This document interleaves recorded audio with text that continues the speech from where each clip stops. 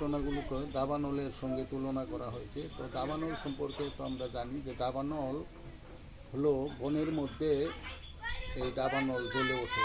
এটা কারো ইচ্ছায় নয়, কোনো লোক গিয়ে সেই দাবানল জ্বালিয়ে দিয়ে আসে না।